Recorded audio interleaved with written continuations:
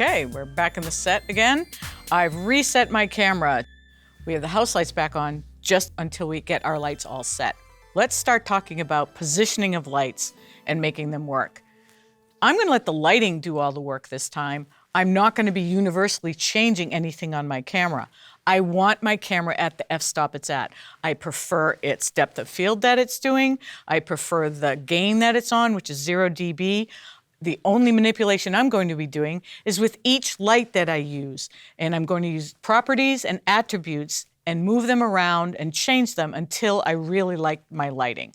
So let's get going. It starts with a concept called three-point lighting. That doesn't mean you're using 3 lights. What the idea of three-point lighting is one of those purposes of light. The positioning of light in specific places to add highlights and shadows, to carve and make your scene look more realistic. Later, we add more attributes of contrast ratios, color temperature, and properties of bouncing light, reflecting light, transmitting light, absorbing light to tell the dramatic feel of our story. The first light used in the concept of three-point lighting is the key light. It's your main source of light. It's what we call the motivating light.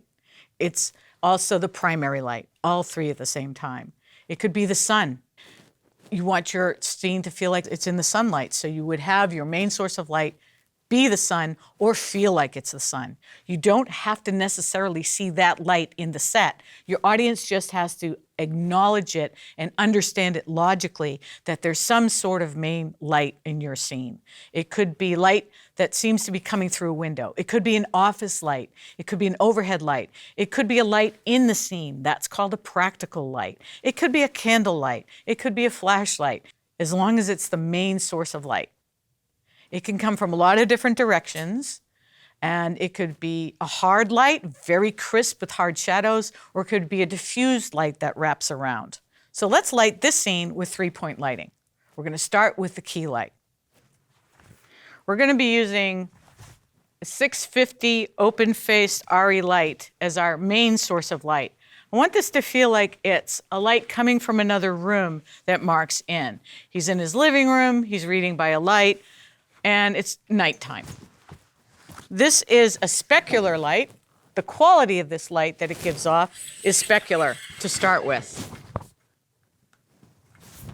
I'm going to show you what happens if we start with a specular light straight on. I want this light to start at almost a 45-degree angle from the camera. So Mark's right here to the camera.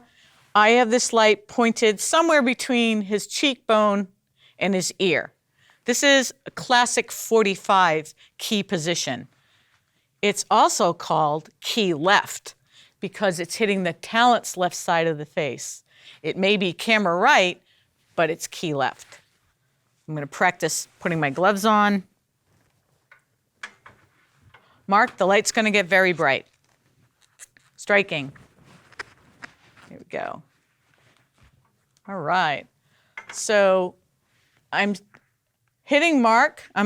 Every once in a while I'm referring to a monitor so I can see what my lighting is doing to with my camera. So this light is straight on. I have the ability to spot or focus this light. This is at full flood. I'm going to start with it full spot, making sure I'm kind of hitting that cheekbone that I wanted to.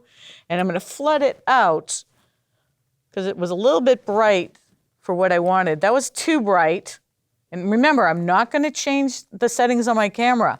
I'm going to affect the intensity of my light to make it work. So as a specular light, one of the ways to change intensity of that light is I'm going to flood it. So that's me full flood. That's a little bit too much for what I want to do. That is about half spot. It's not bad, but I don't really like the direction that this light is coming. It's straight on and shooting right at him. If Mark lifted his drink to his mouth, we get a really hard shadow coming across there. So one of those properties about direction is going to have a lot to do with that. I'm going to tilt this light down and raise it up. I still want to look at it as a specular light because maybe the light coming from this room might be a very hard light, might be a big light in another room. I'm going to get my diffusion out of the way. I'm going to raise this up. As I raise the light, the shadows fall down. And I'm going to continue to raise it because the height I'd really like to have this is about 1 arm's length above how Mark's sitting. That takes the nose shadow and brings it down towards the mouth instead of straight across. So now when he lifts his drink, the shadow goes down across his I'm going to raise it as full as I can. That's even going to make it a little bit better. That's better. Now I'm not paying so much attention to that shadow.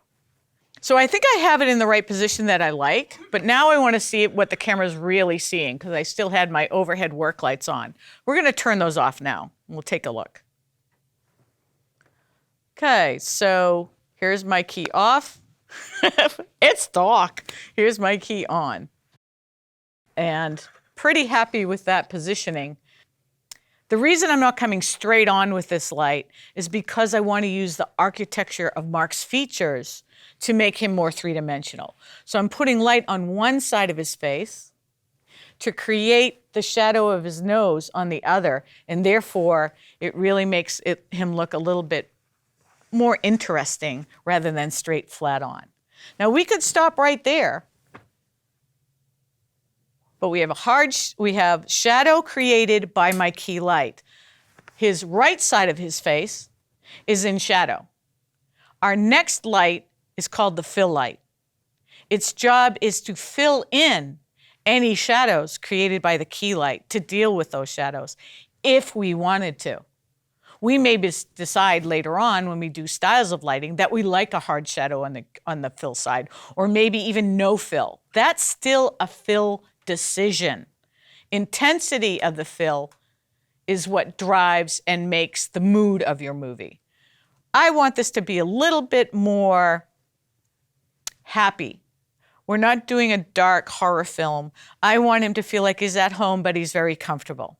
So let's go over and move to the fill light. The fill light is going to be 45 degrees opposite of where I put my key. So I'm going straight over there, and let's go take a look at what this is going to do.